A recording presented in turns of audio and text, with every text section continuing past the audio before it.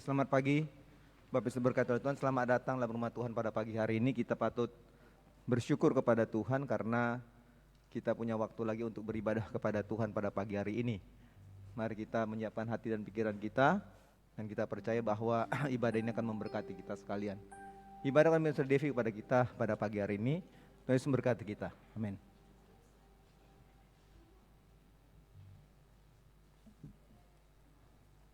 Selamat pagi Bapak Ibu sekalian yang diberkati oleh Tuhan.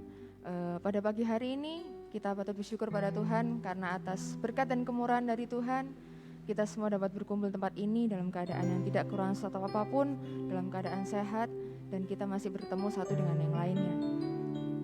Ada satu ayat yang mengatakan bahwa dalam Mazmur 86 ayat yang ke-12 hingga ke-13, Aku hendak bersyukur kepadamu ya Tuhan Allahku dengan segenap hatiku dan memuliakan namamu untuk selama-lamanya. Sebab kasih setiamu besar atas aku dan engkau telah melepaskan nyawaku dari dunia orang mati yang paling bawah. Kiranya pada pagi hari ini ibadah kita bisa membawa kita untuk memuliakan nama Tuhan baik hari ini, esok, dan sampai selama-lamanya. Kita memujikan satu pujian yang mengatakan, sebab kau besar Tuhan, kemuliaan hanya diberikan untukmu.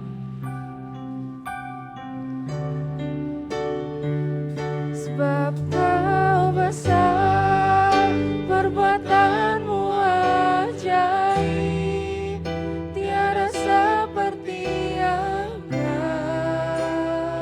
Katakan tiada seperti Engkau Tuhan. Tiada seperti Engkau. Sebab kau besar, perbuatanmu ajaib, tiada seperti Engkau. Seperti Engkau. Kita mau katakan kami mau beri kemuliaan, kami mau beri hormat dan mengangkat suara untuk pujian keagungan. Beri kemuliaan dan hormat, mengangkat suara pujian. Agungkan namamu, ku beri kemuliaan dan hormat, ku angkat suara pujian, ku agungkan namamu. Sebab kau besar, perbuatanmu ajaib, tiada seperti Engkau. Seperti Engkau, sebab kau besar, perbuatanmu ajaib, tiada seperti Engkau, tiada seperti Engkau. Kita akan ulangi pujian sekali lagi dengan bangkit berdiri. Kita mau berikan kemuliaan terbaik untuk kemuliaan dan hormat, ku angkat suara pujian, ku agungkan namamu, ku beri kemuliaan dan hormat, ku angkat suara pujian, ku agungkan namamu. Sebab kau yang besar ya Tuhan, perbuatanmu ajaib, tiada seperti Engkau, tiada seperti Engkau. Sebab kau besar, perbuatanmu ajaib, tiada seperti Engkau, tiada seperti Engkau. Dengan sepenuh hati, sebab kau besar Tuhan. Sebab kau besar, perbuatanmu ajaib, tiada seperti Engkau. Terima kasih untuk kehidupan kami ya Tuhan. Tiada seperti Engkau. Sebab kau besar, perbuatanmu ajaib, tiada seperti Engkau. Tiada seperti besar, Allah kami besar Tuhan. Besar Allahku, nyanyikan besar Allahku, selamanya besar dan ajaib Tuhanku. Kau besar Tuhan, besar Allahku, nyanyikan besar Allahku, selamanya besar dan ajaib Tuhanku. How great How great is our God. Katakan seberapa besar Tuhan untuk diri kita. Katakan Tuhan kita adalah Tuhan yang paling besar dalam kehidupan kita. Dia yang maha penyembuh, Dia yang maha mulia. How great is our God. And all we sing, how great is our God. Saya minta kesediaan Ibu Mayor untuk membuka dalam doa.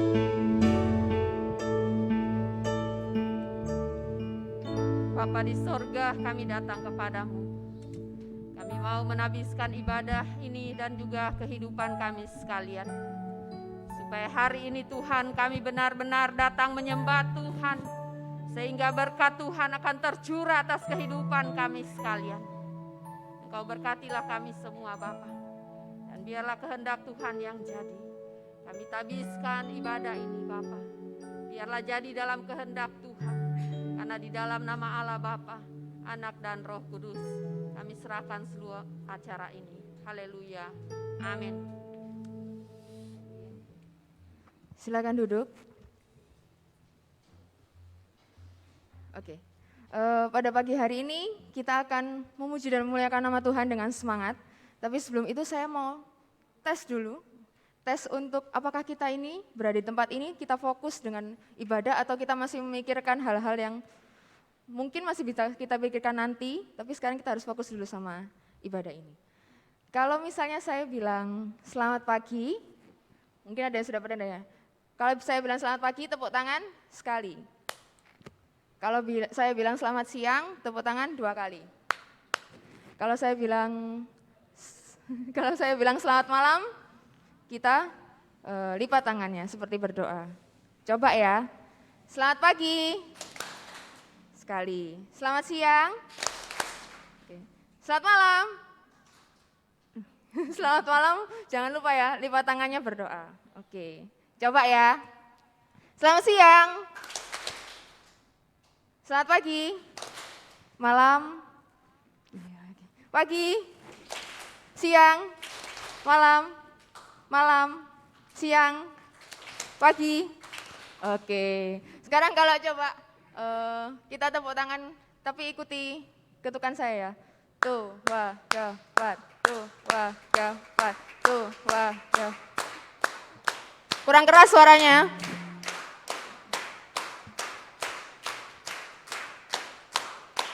Marilah, marilah, turutlah perjamuan Tuhan. Sudahkah hatimu suci sedia? Turutlah perjamuan Tuhan. Kita memujikan lagu ini ya. Katakan, sudahkah kau menerima undangan yang datang dari Tuhan?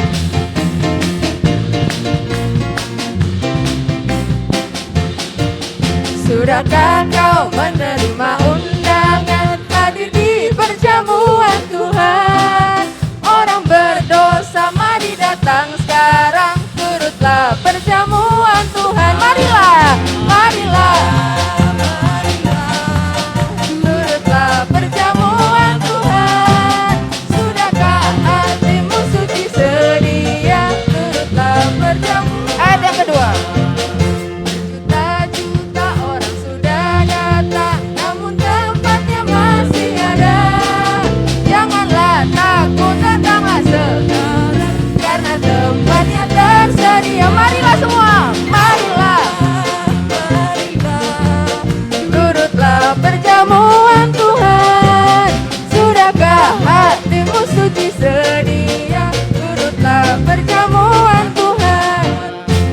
baca ayat yang ketiga bersama-sama ya. 2, 3. Raja itu masih mengundang kita hadir di perjamuan Tuhan. Siapa suka boleh datang dan terima undangan perjamuan Tuhan. Saya yakin dan percaya bahwa kita semua di sini sudah mendapatkan undangan dari Tuhan. Amin. Kita nyanyikan ayat yang keempat.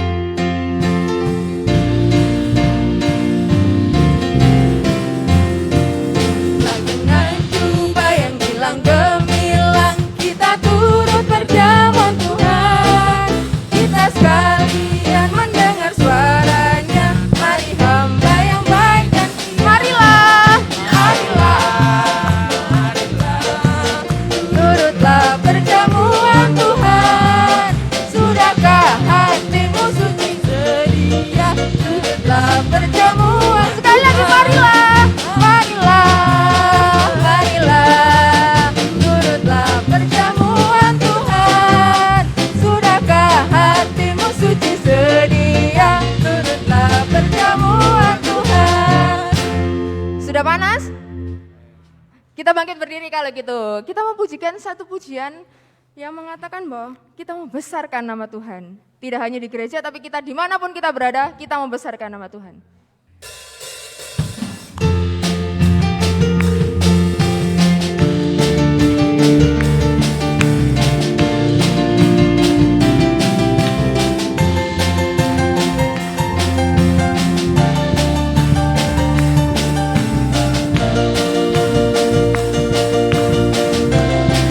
Sama-sama katakan, besarkan nama Tuhan, pujilah Dia.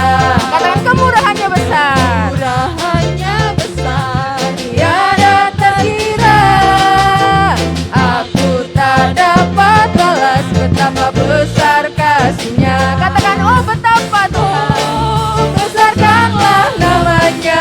Sekali lagi, besarkan nama Tuhan, besarkan nama Tuhan, pujilah Dia. Kemurahannya besar, tiada terkira. Aku tak dapat balas Tuhan, betapa besar kasih-Nya. Oh, besarkanlah namanya. Boleh angkat tangan semuanya? Katakan, Tuhan yang ajaib, Tuhan yang kuasa. Katakan, Tuhan yang menolong hidupku. Haleluya.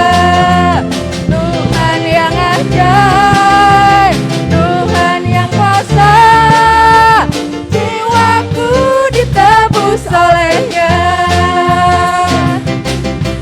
Besarkan nama Tuhan, pujilah Dia. Kemurahannya besar, tiada terkira. Aku tak dapat balas betapa besar kasih-Nya. Katakan, besarkan, besarkanlah namanya. Tuhan yang ajaib, Tuhan yang kuasa. Tuhan yang menolong hidupku. Haleluya. Tuhan yang ajaib, Tuhan yang kuasa. Jiwaku ditebus oleh. Semuanya semuanya tepuk tangan di atas. Tuhan yang ajaib, Tuhan yang kuasa. Katakan, Tuhan yang menolong hidupku. Tuhan yang menolong hidupku. Haleluya. Sekali lagi, Tuhan yang ajaib, Tuhan yang kuasa. Katakan apa? Jiwaku ditebus oleh-Nya. Tuhan yang ajaib, Tuhan yang kuasa. Tuhan yang menolong hidupku. Haleluya. Tuhan yang ajaib, Tuhan yang kuasa.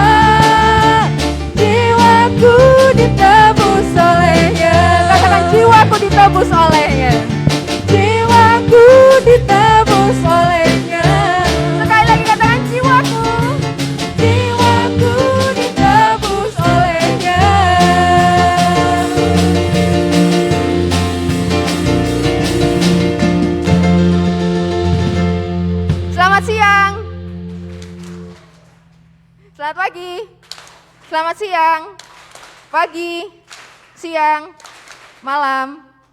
Wah, kalau malam kita berdoa ya, kita mau berdoa. Masih semangat? Wah, semangat.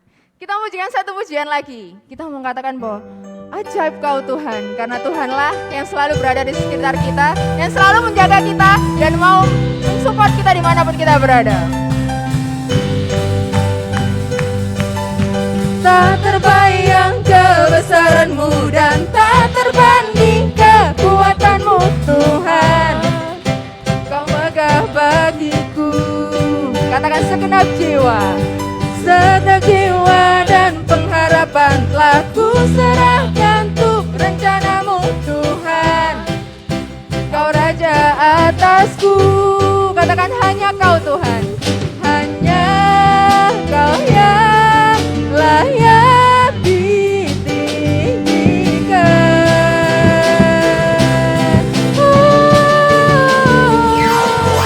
Ajaib Kau Tuhan, agung dan perkasa. Katakan apa? Kau sumber kemenanganku, layak berkuasa, meminta selamanya. Yesus Kaulah Raja mulia. Kita mau pujikan lagi ya, kita mau katakan tak terbayang kebesaran-Mu Tuhan.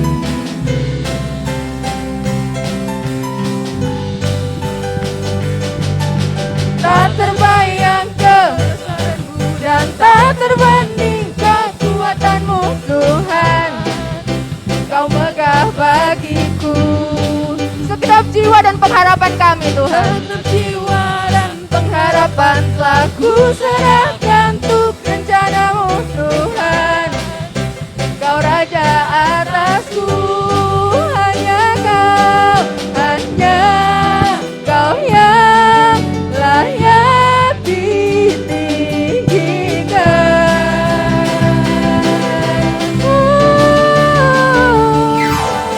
Ajaib Kau Tuhan, agung dan perkasa. Kau sumber Tuhan, Kau sumber kemenanganku, layak berkuasa, meminta selamanya. Yesus Kaulah Raja mulia. Tepuk tangan semua.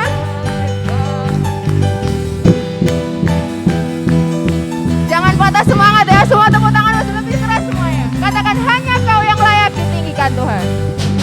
Hanya Kau yang layak ditinggikan.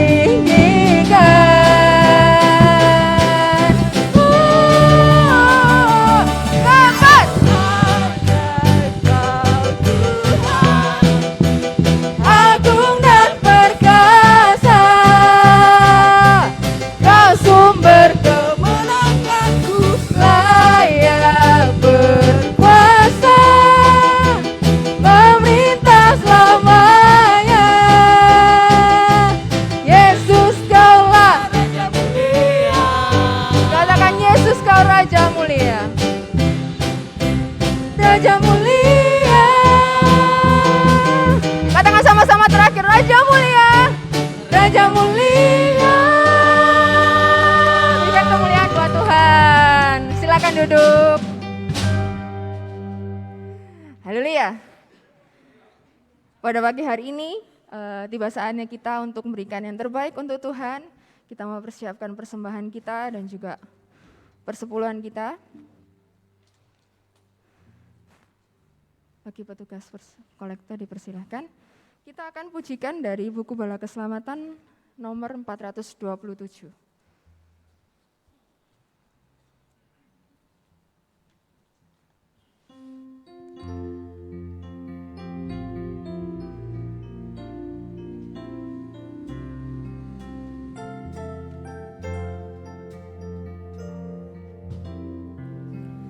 Bawalah persembahanmu ke atas mezbah Tuhan.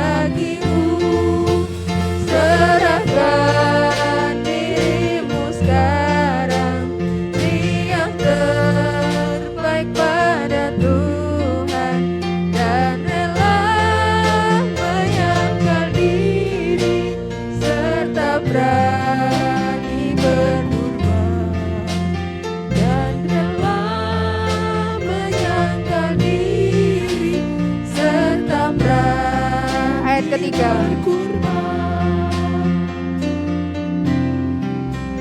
Biar pemberianmu sedikit, persembahkanlah semua, karena Tuhan menghargai yang memberi dengan rela. Serahkan dirimu sekarang, yang terbaik pada Tuhan, dan rela menyangkal diri serta berani berkurban, dan rela menyangkal diri. Untuk doa persambahan dan siapa saya berikan kesempatan untuk Om Yupito.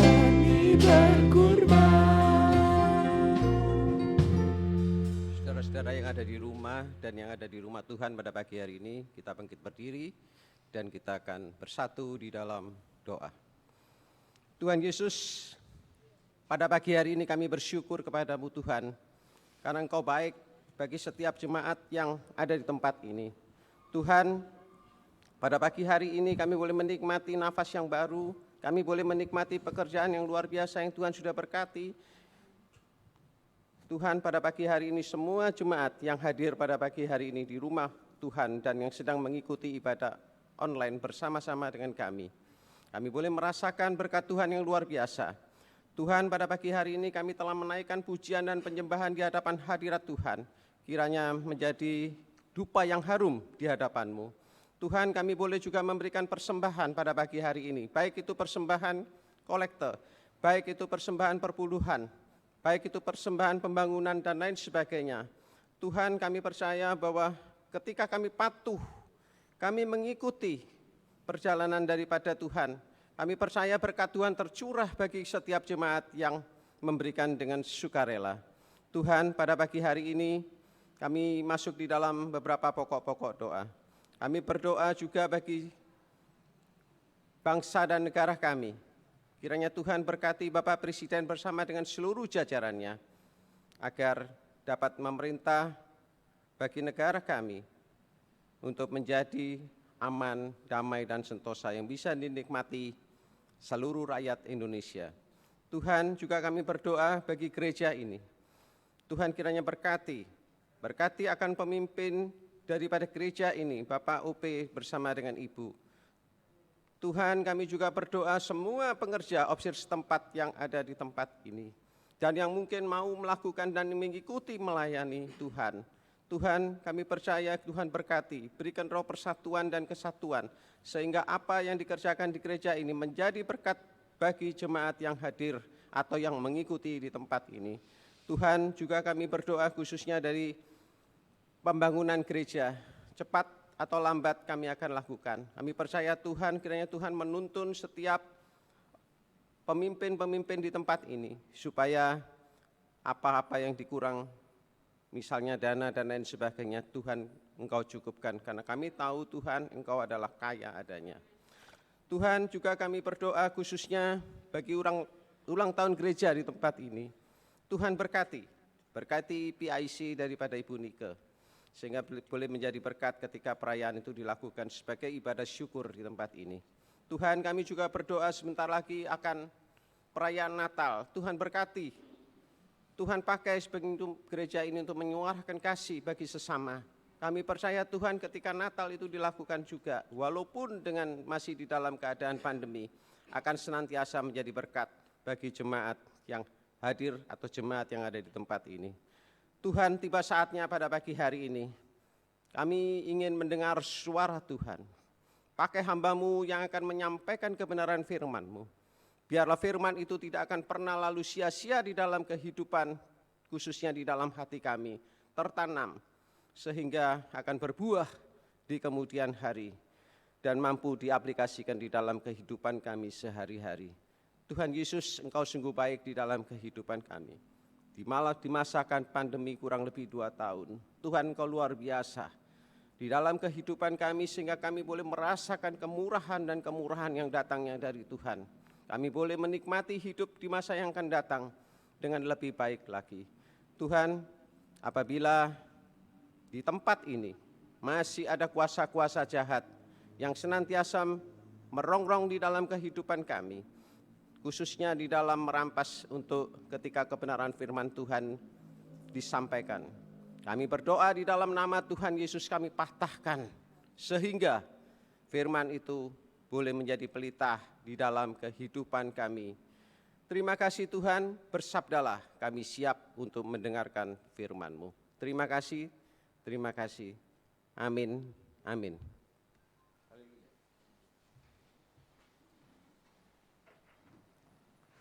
Tiba saatnya kita akan mendengarkan firman Tuhan yang akan disampaikan oleh hamba-Nya.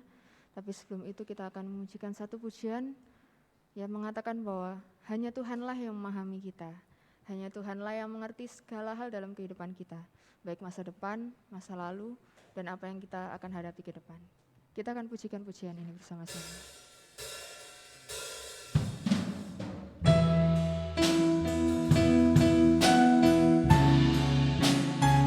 Biarlah pujian ini menjadi janji kita semua bahwa kita mau setia pada Tuhan sampai akhir hidup kita.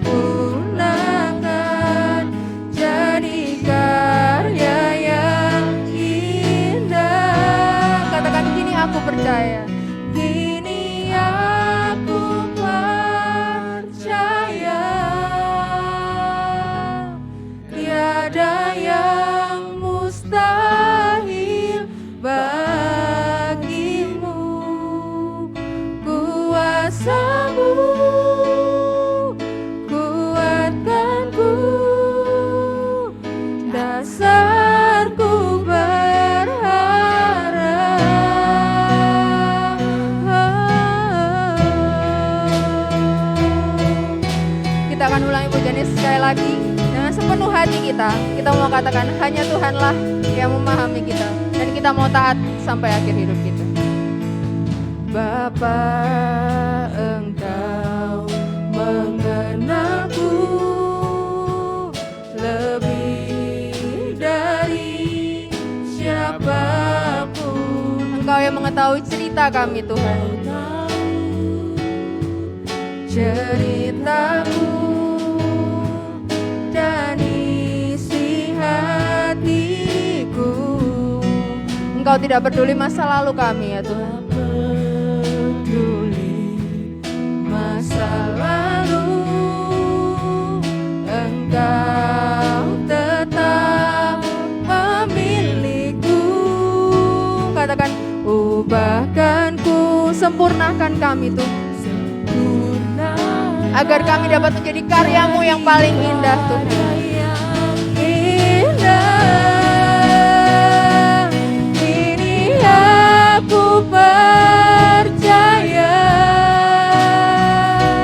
tiada yang mustahil bagimu. Kuasa-Mu kuatkanku, dasarku berharap. Kini aku berserah Tuhan. Aku berserah pada rancangan-Mu bagiku. Ku ikuti panggilan-Mu, ku kan setia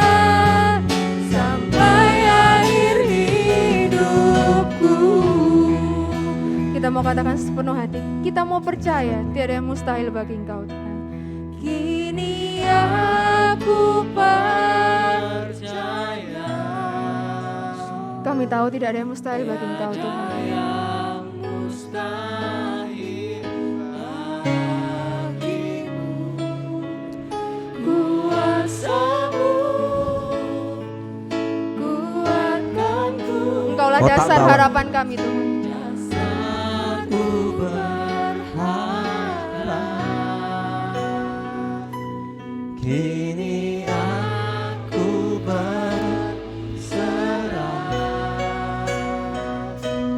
pada yang mustahil bagiku. Ku ikuti panggilanmu, ku kan Setia sampai akhir hidup. Kini aku percaya.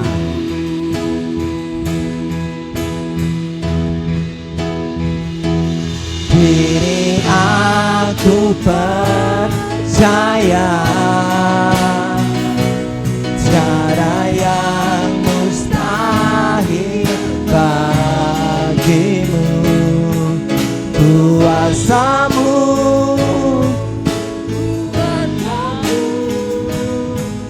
dan aku berharap. Kini aku berserah. Kini aku berserah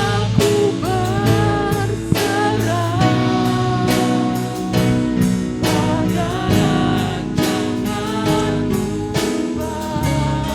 Ku ikuti panggilan-Mu, Ku kan setia sampai akhir hidupku. Ku kan setia, ku ikuti. Ku ikuti panggilan-Mu. Ku kan setia sampai akhir hidupku. Kami siapkan hati kami dengan firman-Mu Bapa. Kiranya Roh Tuhan menolong kami untuk mengerti firman-Mu. Kami akan baca firman-Mu ya Tuhan. Kami akan renungkan. Beri semua kami kemampuan dan juga hamba-Mu untuk berdiri dan mendengarkan firman-Mu. Kami sudah berdoa, haleluya. Amin. Baik. Mari kita buka Alkitab kita. Kejadian 19 ayat 14 dan 16. Saya minta Novri tolong baca karena dia pakai jas hari ini. Enggak pernah pakai jas tapi dia pakai jas, jadi saya minta dia bacakan Alkitab untuk kita hari ini. Kejadian 19 14 sampai 16. Lalu 24 dan sampai 26. Kejadian 19 14 dan 16. Baik. Keluarlah Lot lalu berbicara dengan kedua bakal menantunya yang akan kawin dengan kedua anaknya perempuan. Katanya, bangunlah, keluarlah dari tempat ini, sebab Tuhan akan memusnahkan kota ini. Tetapi ia dipandang oleh kedua bakal menantunya itu sebagai orang yang berolok-olok saja. Ayat 20. Ya 24 hingga 26. Kemudian Tuhan menurunkan hujan belerang dan api atas Sodom dan Gomora, berasal dari Tuhan dari langit, dan ditunggang balikannya lah kota-kota itu dan lembah Yordan dan semua penduduk kota-kota serta tumbuh-tumbuhan di tanah. Tetapi istri Lot yang berjalan mengikutinya menoleh ke belakang lalu menjadi tiang garam. Baik, terima kasih. Baik, Bapak Ibu sudah berkati oleh Tuhan. Hari ini kita mau belajar dari satu bagian firman Tuhan dengan judul edit. Dengan judul edit, EDITH. Edit. Mungkin itu agak mungkin bingung ya kok judulnya edit, tapi kita akan belajar dan melihat apa yang dimaksud dengan edit ini. Nah, kalau kita baca dengan firman Tuhan tadi saudara-saudara, kita mengenal satu nama yang bernama Lot. Kita tahu bahwa Lot ini adalah keponakan Abraham. Ketika Abraham disuruh oleh Allah keluar dari Ur Kasdim, maka kita tahu bahwa Abraham ini membawa Lot ikut serta dengan dia dan tinggal bersama dengan Abraham. Kita bisa baca itu di bagian kitab Kejadian.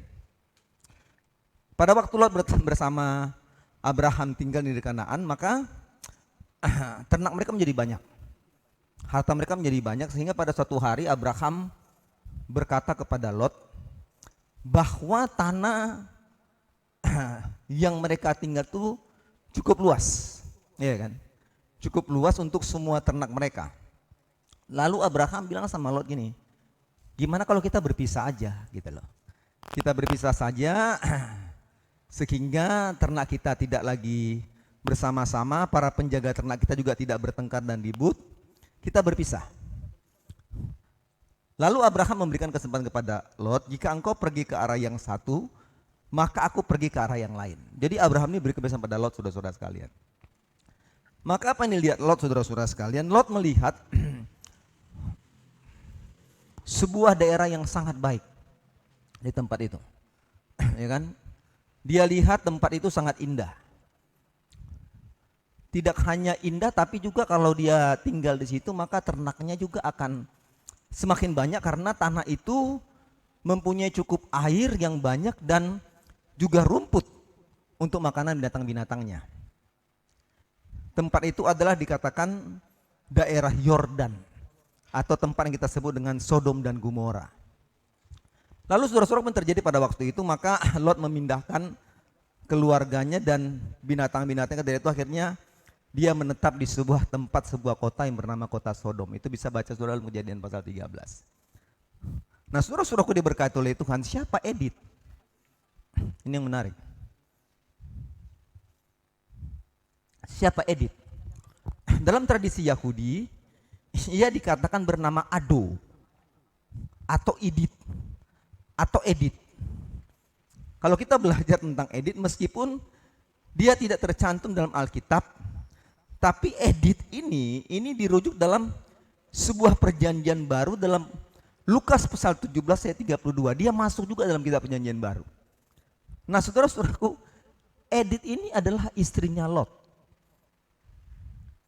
Alkitab nggak pernah menulis, saudara cari dari kitab Kejadian sampai Wahyu, Alkitab nggak tulis siapa nama istrinya Lot, gitu loh. Tapi tradisi Yahudi mengatakan bahwa Edith itu adalah istrinya Lot, iya kan? Ini guru sekolah minggu harus ingat nih ya, supaya tahu nih. Jadi kalau ditanya sama anak sekolah minggu siapa istrinya Lot, nah Edith ya. Jangan lagi bilang April begitu, nggak mungkin kan? Gitu. Kan? Nah, kemungkinan besar saudara-saudara sekalian, Edith ini dia besar di sebuah kota yang bernama Sodom. Dan kenapa saya katakan dia besar di kota Sodom dan tinggal di sebuah kota Sodom? Saya coba cari referensinya. Sebab saudara-saudaraku, waktu Lot tinggal di kota Sodom, Lot tuh belum menikah. Sehingga pada waktu Lot tiba di sana, maka dia bertemu dengan perempuan bernama Edith dan dia menikah di sana. Sehingga saya bisa simpulkan bahwa Edith ini adalah seorang yang tinggal di sebuah kota bernama Sodom. Gitu. Nah, apa yang mau kita pelajari saudara-saudaraku dari seorang Edith yang Alkitab bilang dia menjadi tiang garam. Tiang garam itu adalah sebuah gambaran yang menggambarkan sebuah kegagalan. Tiang garam itu adalah menggambarkan sebuah kegagalan dari Edith untuk memperoleh kasih karunia Tuhan. Kegagalan untuk memperoleh apa yang namanya dengan keselamatan dari Tuhan. Nah saudara-saudara sekalian, saya coba belajar dan melihat ini. Kita mau melihat sebenarnya apa yang bisa kita tarik dari sisi Edith ini. Apa yang bisa kita pelajari menjadi pelajaran kita dalam menjalani kehidupan ini saudara-saudara sekalian. Maka yang pertama, kegagalan Edith untuk memperoleh kasih karunia Tuhan yang pertama adalah karena Edith ini menoleh ke belakang. Itu ayat 26 saudara bisa lihat. Tetapi istri Lot yang berjalan mengikutinya menoleh ke belakang lalu menjadi tiang garam. Dalam bahasa aslinya kata menoleh itu lebih disebut dengan kata memandang. Kata memandang. Pada waktu kita belajar tentang kata memandang ke belakang atau menoleh ke belakang, saya bisa gambarkan pada waktu mereka lari karena Sodom dan Gomora akan dihancurkan dan mereka lari, lalu dia coba memandang ke belakang. Dia coba menoleh ke belakang. Artinya apa? Yang pertama saudara-saudara sekalian, menoleh ke belakang itu mengajarkan tentang kehilangan fokus atau tidak memiliki fokus. Pada saat Allah memerintahkan untuk tidak memandang ke belakang, artinya Lot dan keluarganya itu harus memiliki fokus untuk terus memandang ke depan. Ya kan? Allah bilang jangan lihat ke belakang. Artinya Tuhan ingin menggambarkan tentang waktu engkau lari, maka engkau harus fokus dan lihat ke depan dan tidak perlu melihat ke belakang. Tetapi yang terjadi adalah saudara-saudara sekalian, Edith ini kehilangan fokus. Itu loh. Dia tidak memiliki fokus. Sehingga saudara-saudara sekalian, dia gagal. Dia menjadi tiang garam. Dia kehilangan fokus sebab kesenangan Sodom dan Gomora itu tidak bisa dilupakannya. Nah, saudaraku diberkati oleh Tuhan, apa yang mau kita lihat dari bagian ini? Saya pikir edit masa kini juga banyak gitu loh. Kadang-kadang kegagalan kita untuk mengikut Tuhan. Ya kan? Kegagalan kita untuk mengalami berkat Tuhan. Kegagalan kita untuk mengalami kasih karunia Tuhan itu adalah karena fokus kita itu tidak tertuju kepada Tuhan. Kita kehilangan fokus dalam mengikut Tuhan. Kenapa? Karena kesenangan. Karena pekerjaan-pekerjaan kita mungkin. Karena kesibukan-kesibukan kita. Sehingga pada waktu-waktu kita beribadah kepada Tuhan, waktu-waktu kita harus melayani Tuhan, waktu-waktu kita harus menyembah Allah, punya waktu untuk Tuhan, berdoa dan sebagainya, membaca Alkitab dan sebagainya. Kita nggak lakukan itu. Gitu loh. Kenapa? Karena fokus kita sama seperti Edith. Dia melihat kesenangan Sodom dan Gomora. Kadang-kadang kita melihat bahwa pekerjaan itu lebih penting daripada ibadah. Kita kadang melihat bahwa pekerjaan itu lebih penting dari baca firman. Kadang kita melihat bahwa pekerjaan itu lebih penting daripada sebuah doa. Gitu loh. Sehingga saudara-saudara sekalian, ini yang membuat kita gagal. Gitu loh. Jadi waktu kita belajar tentang Sodom dan Gomora, jangan saudara pikir bahwa Sodom dan Gomora itu hanya ada pada ribuan tahun lalu. Sodom itu pun ada pada saat ini. Apa itu? Kesenangan dunia. Apa itu? Kesenangan-kesenangan diri. Itulah Sodom. Nah, sehingga yang pertama, waktu kita belajar tentang menoleh ke belakang, maka dia kehilangan fokus. Yang kedua, pada waktu kita belajar tentang menoleh ke belakang, maka ini belajar tentang Edith itu diintimidasi oleh keinginan dirinya sendiri. Ya kan? Diintimidasi oleh keinginan diri sendiri. Artinya, Edith diintimidasi atau ditekan oleh keinginan hatinya. Pada saat Allah memerintahkannya tidak boleh melihat ke belakang, maka ini adalah pilihan. Artinya pilihannya adalah, apakah dia mau mengikuti apa yang Tuhan sampaikan untuk tidak melihat ke belakang, atau dia mengikuti keinginan dirinya sendiri. Tetapi kita belajar pada waktu dia lari menuju tempat yang ditentukan oleh Allah, maka saudara-saudara sekalian, Edith ini diintimidasi oleh keinginan dirinya sendiri. Sehingga apa yang terjadi? Sehingga dia menoleh ke belakang dan tidak lagi melihat ke depan seperti yang Tuhan perintahkan. Saudaraku diberkati oleh Tuhan, saya nggak akan bicara lebih lama gitu loh. Tapi saya mau bilang bahwa hidup ini pilihan. Betul nggak? Setuju nggak saudara sekalian? Hidup ini pilihan. Jadi saya mau katakan bahwa kegagalan yang kita alami bukan karena Tuhan gagal memberkati kita. Iya kan? Waktu kita mengalami kegagalan, waktu kita mengalami apa yang sudah kita rencanakan tiba-tiba gagal, saya mau katakan bukan karena Tuhan yang gagal memberkati kita. Sebab apa? Sebab rencana Tuhan tuh nggak pernah gagal. Nggak pernah gagal. Tetapi yang terjadi apa? Kita terlalu banyak diintimidasi. Oleh apa? Oleh kehendak kita. Kita diintimidasi oleh keinginan diri kita sendiri. Oh iya deh, saya mau pergi ibadah deh pada hari Minggu. Oh nanti dulu. Kayaknya enggak deh, tidur lebih enak. Ini kan intimidasi. Saudara hati-hati bahwa intimidasi setan tuh sangat luar biasa. Oh saya mau ikut PD lah jam 6 sore, tapi capek pulang kerja. Ini intimidasi.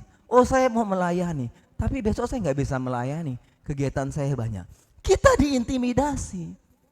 Jadi saudara-saudara sekalian, kegagalan Edith untuk menerima kasih karunia Tuhan, menerima keselamatan daripada Tuhan, bukan karena Tuhan gagal untuk menolong dia, tidak.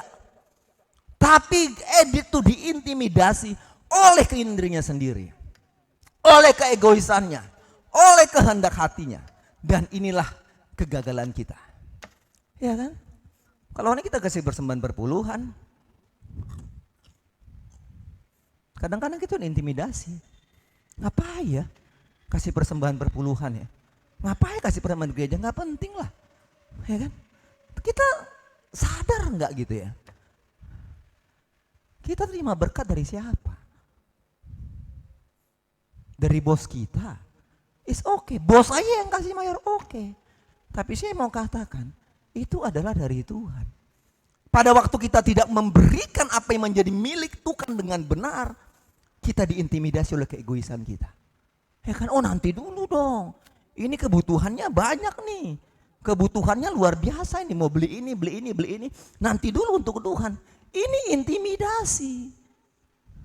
Jadi saya mau katakan, jangan bilang, Tuhan saya udah ibadah, saya udah gereja, tapi kenapa saya gagal? Hati-hati. Kita kadang-kadang seperti Edith. Kita diintimidasi oleh keegoisan kita, kesenangan diri kita, membeli segala sesuatu yang menjadi kebutuhan kita, tapi kita lupa untuk memberi apa yang menjadi milik Tuhan.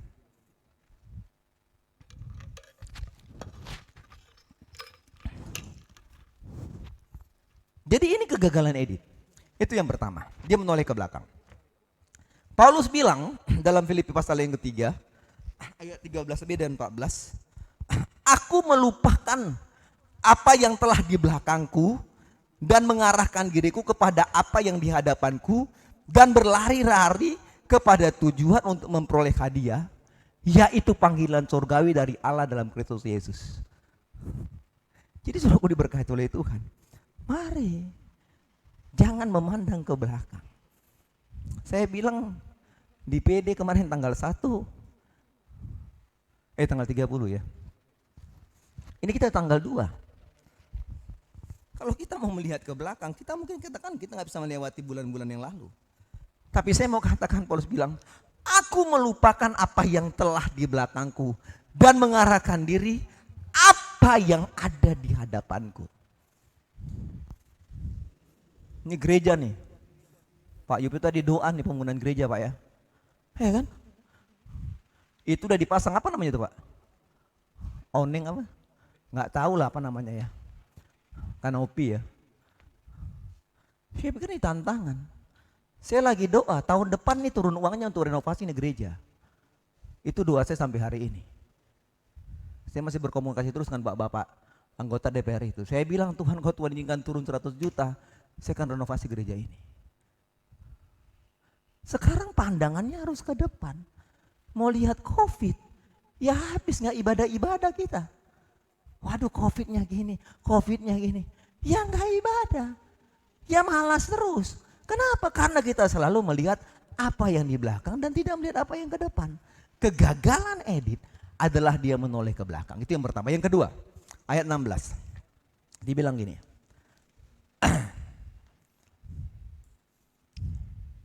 Ketika ia berlambat-lambat, maka tangan istri dan tangan kedua anak yang dipegang oleh kedua orang itu.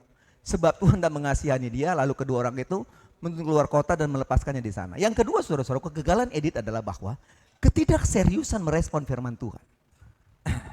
Ketidakseriusan merespon firman Tuhan. Kalau saudara baca kisah ini, saya sudah baca kisah ini saudara-saudaraku, maka kita sebenarnya dapat memikirkan ending daripada kisah ini. Akhir daripada kisah ini bahwa Edith tidak akan selamat. Sebab dalam Alkitab ini kita belajar bahwa ketidakseriusan Edith dalam merespon firman Tuhan dengan kata apa? ketika ia berlambat-lambat. Iya kan? Atau dalam bahasa lainnya dikatakan ketika ia bermalas-malas. Tuhan udah bilang nih, ayo pergi, lari, ini Sodom sudah mau hancur. Tapi dia bilang no, nantilah, inilah, bermalas-malas. Ini menggambarkan sikap Edith dalam merespon firman Tuhan. Saya mau bilang apa saudara-saudara sekalian? Seringkali kegagalan kita untuk mengalami berkat itu sebenarnya adalah terjadi dari sebuah sikap kita yang bermalas-malas. Iya kan? Bermalas-malas. Kalau Ibu Mayor bilang kalau tiap pagi waktu mereka masih kecil, bapaknya itu bangun, mertua saya bangun jam 5, kalau belum bangun mereka disiram air supaya bangun. Enggak boleh anak perempuan malas-malas. Benar enggak tuh? Benar ya? Ada perempuan yang malas? Enggak ada ya? Enggak ada. Setuju semua? Perempuan enggak malas? Ada yang malas? Jangan jadi edit ya. Karena apa? Karena sikap kita yang bermalas-malas.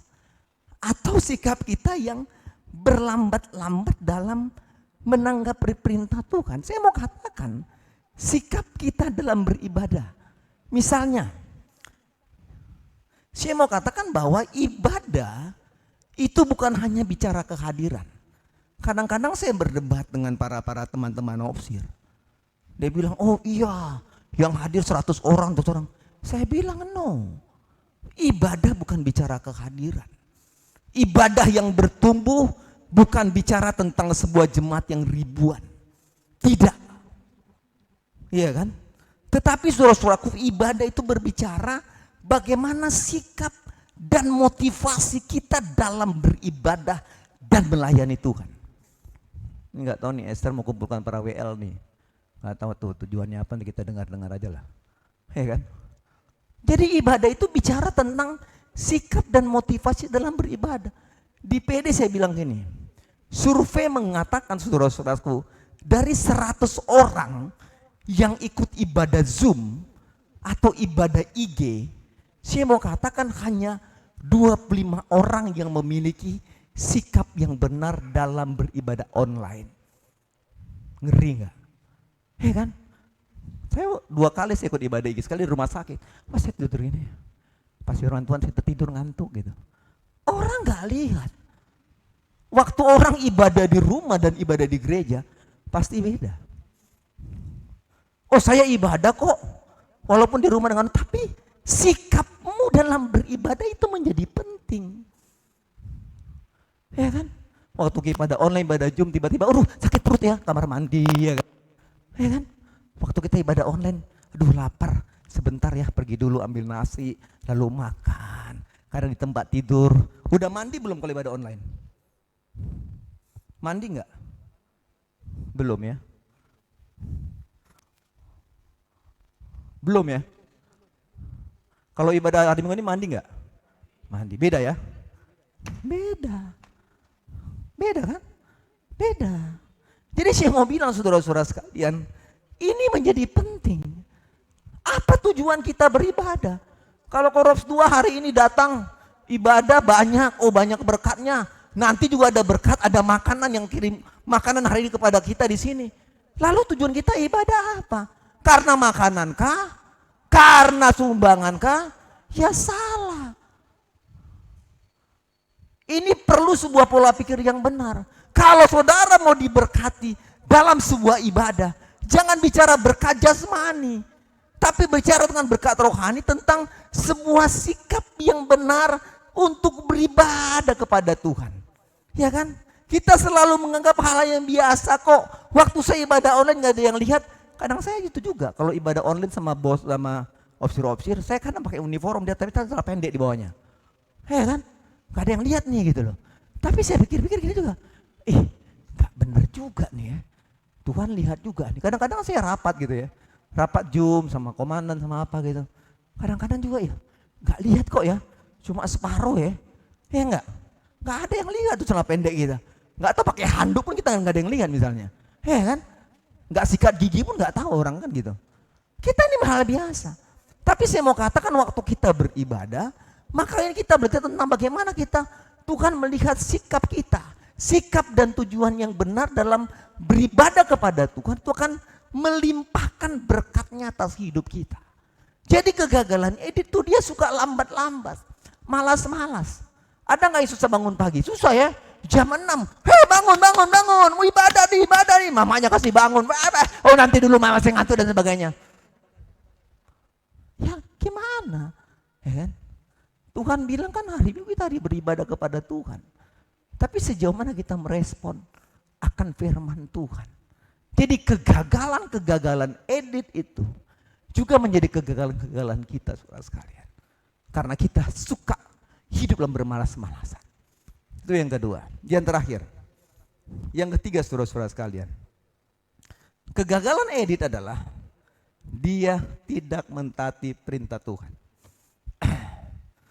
Meninggalkan kota Sodom dan Gomora itu adalah perintah Allah bagi Lot. Harga mati. Tuhan bilang, Lot kamu lari. Karena Sodom ini udah jahat sekali nih. Saya harus kasih hancur. Ya kan? Perintah Allah bagi Lot. Perintah Allah bagi Edith. Perintah Allah bagi kedua anaknya. Dan perintah Allah bagi kedua bakal anak mantunya.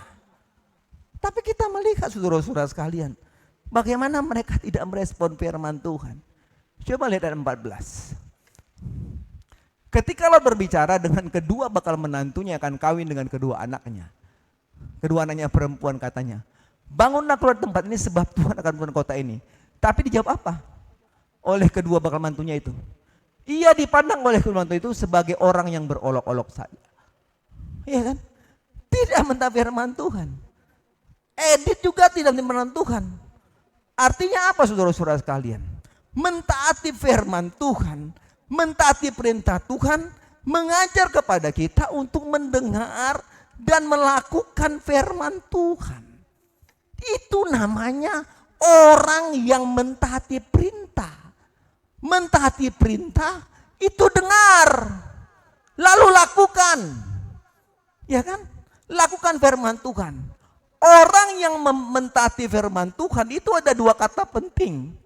Orang yang mentaati firman Tuhan artinya adalah pertama, dia harus hidup. Dan yang kedua, dia harus tinggal dalam firman itu.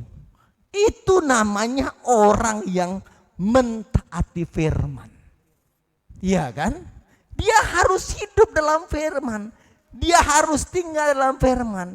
Orang yang hidup dan tinggal, iya kan, dalam firman Tuhan, maka firman Tuhan itu akan mengajarkan tentang sikap yang benar, cara berpikir yang benar, cara tindakan yang benar dalam menghadapi setiap persoalan hidup.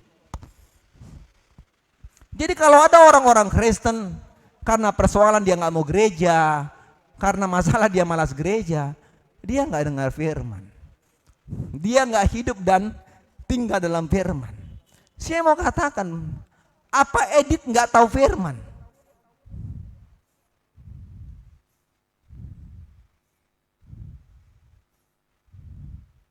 Edith tahu firman. Kenapa dia tahu firman? Karena dia hidup bersama dengan Lot. Lot itu adalah orang yang selalu dengar firman dan taat firman. Hidup dengan Abraham membuat dia hidup dengan firman. Sehingga saya mau katakan, Edith itu istrinya, dia tahu firman. Sebab ia punya suami Lot yang sudah memahami firman. Tetapi apa yang terjadi? Kenapa Edith gagal? Edith hanya sekedar tahu firman, tapi dia tidak hidup dan tinggal dalam firman sehingga dia tidak sampai pada tujuan akhirnya dan dia mengalami yang namanya kegagalan. Saudaraku diberkati oleh Tuhan, saya mau bilang apa? Banyak orang yang tahu firman. Benar enggak? Semua orang tahu firman. Banyak orang yang rajin baca firman. Banyak orang yang merenungkan firman. Banyak orang yang bisa menghafal firman Tuhan. Tetapi pertanyaannya, sudahkah kita tinggal dan hidup dalam firman? Ini yang penting. Iya kan? Ini yang penting. Tidak sekedar baca. Tidak sekedar baca. Ya kan, kemarin di GPS tuh hafal-hafal ayat emas katanya, ya betul ya. Ya Devi ya.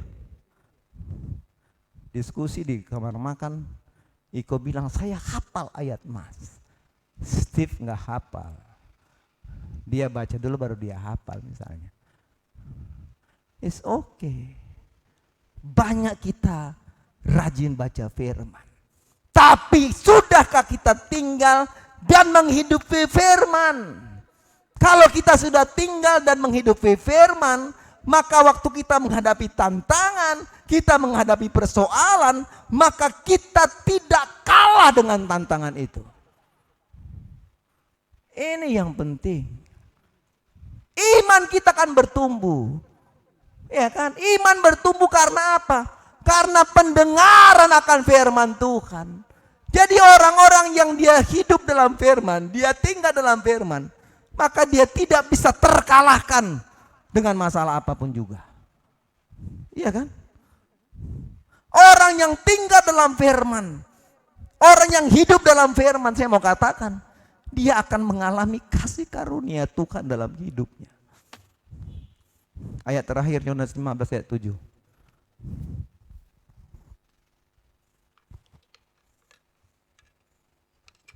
Kita baca sama-sama. Yohanes 15 ayat 7. Yohanes 15 ayat 7. Baca sama-sama, 2, 3. Kuat lah, kuat. Udah lapar atau belum? Kuat, 1, 2, 3.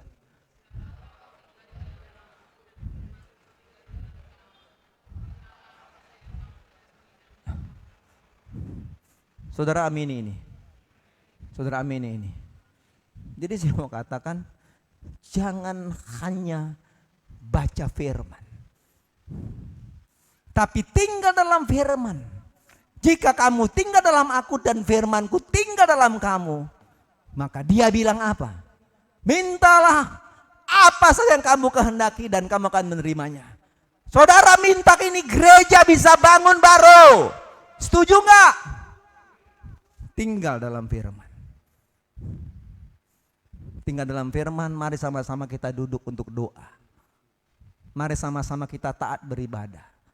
Mari kita sama-sama taat untuk hidup di dalam perintah-perintah Tuhan. Kamu akan menerimanya. Saya enggak tahu hari ini apa yang menjadi kebutuhanmu. Apa yang menjadi keperluanmu. Saya enggak tahu. Tapi saya mau katakan, kegagalan Edith adalah dia tidak taat pada perintah Tuhan.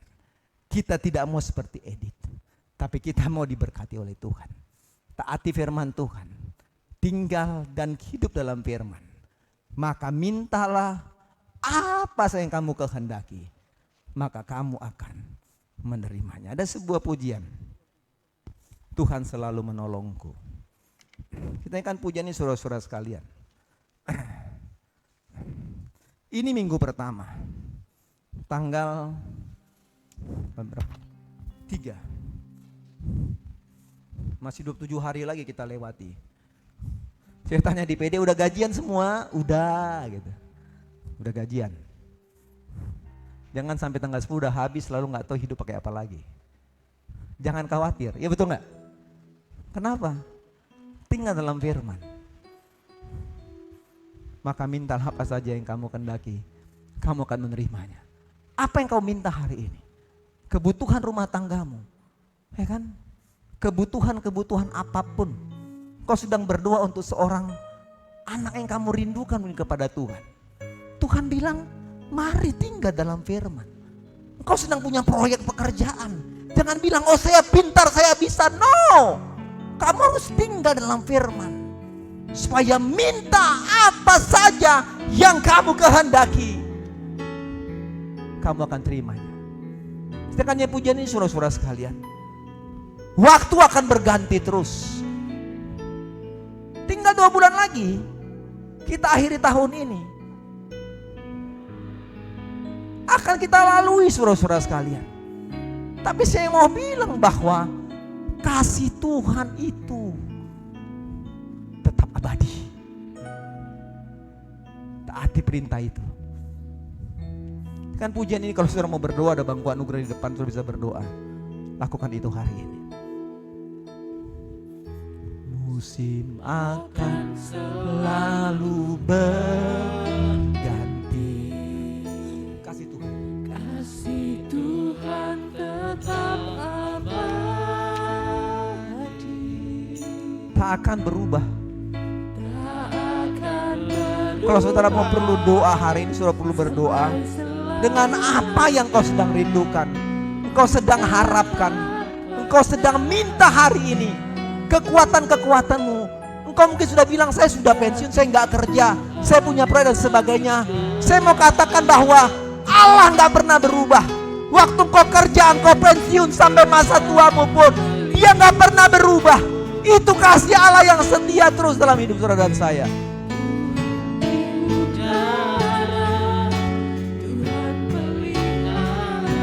Karena kasih-Nya.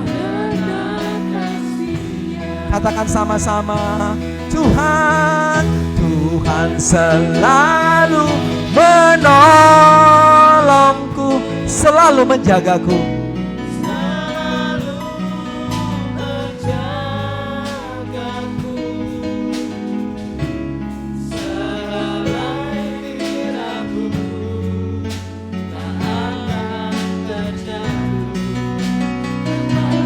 Amin. Wow, katakan sama-sama, Tuhan selalu menolong. Yakinkan dalam dirimu hari ini bahwa apapun yang kau hadapi hari ini, anak-anak buka kebutuhan hidupmu, ingat bahwa Tuhan selalu menolongmu. Penyakitmu pun disembuhkan oleh Tuhan. Katakan sama-sama, musim akan selalu berganti Tuhan. Akan selalu berganti. Oh, kasih-Mu Tuhan.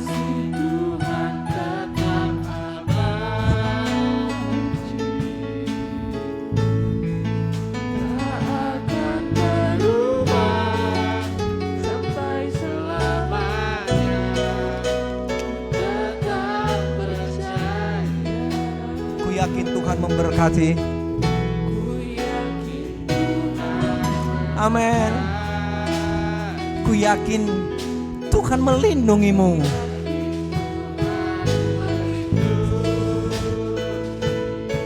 Burung di udara.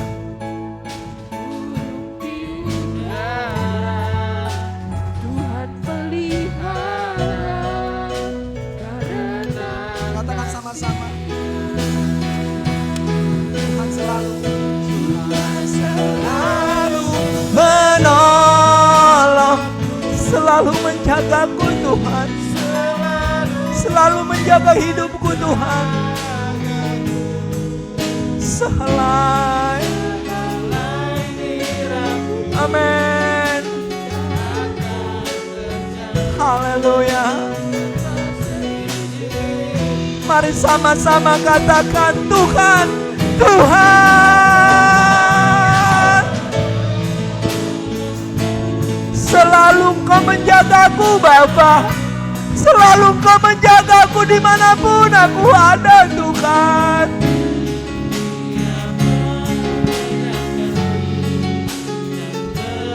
Katakan sama-sama, Tuhan selalu menolongku. Tuhan selalu menolong. Amin.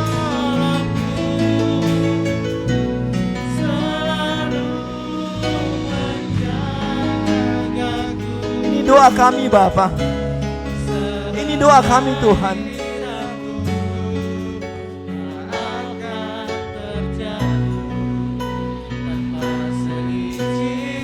Wow. Oh.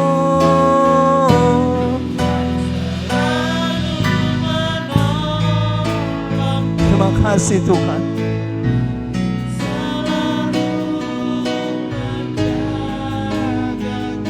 Amin.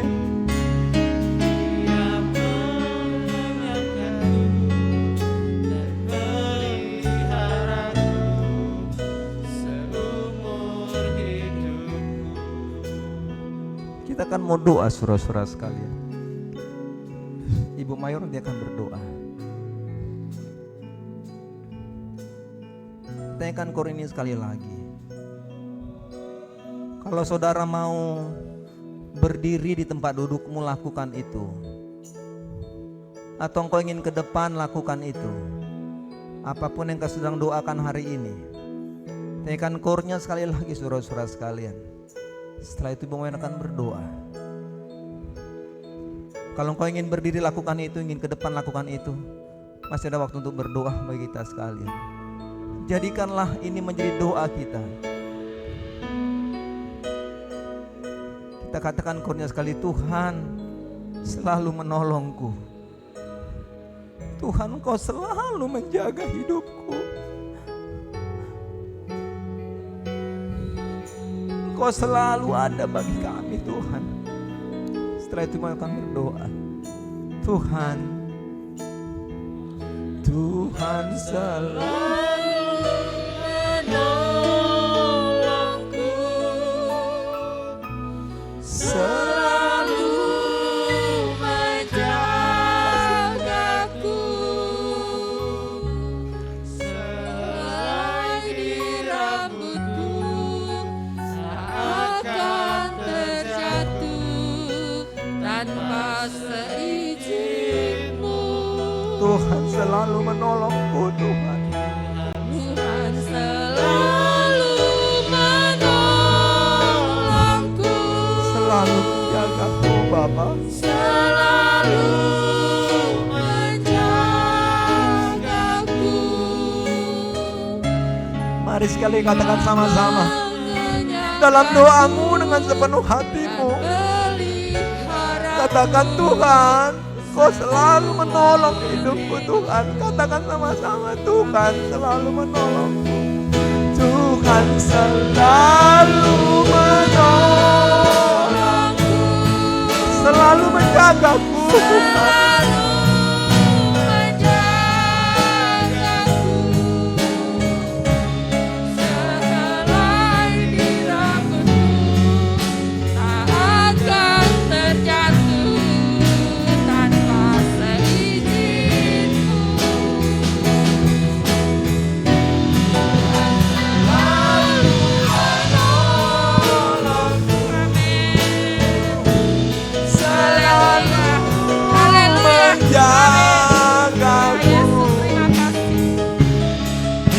Mengenyangkanku dan peliharaku seumur. Dia mengenyangkanku Tuhan.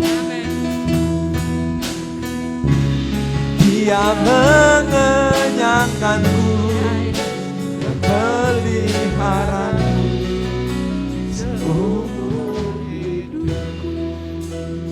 Di dalam nama Yesus kami datang kepadamu Tuhan pada saat ini. Kami telah membawa seluruh doa dan harapan kami. Kami percaya telah naik ke hadirat Tuhan. Dan Tuhan akan turun tangan menolong setiap kami. Kami percayakan seluruh hidup kami untuk dijaga dan dipelihara oleh Tuhan. Karena kami tahu Tuhan, Engkaulah yang menjadikan kami boleh ada sampai hari ini. Bapa di sorga, hamba serahkan semua jemaat-jemaat Tuhan.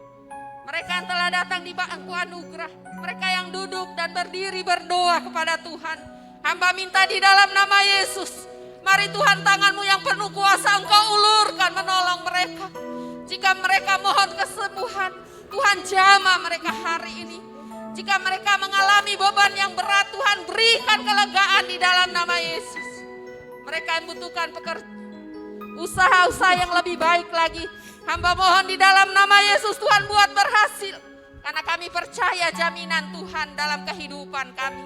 Engkau menolong kami dan kasih-Mu tetap abadi dalam hidup kami sekalian. Terima kasih bagi hamba-Mu yang melayani hari ini.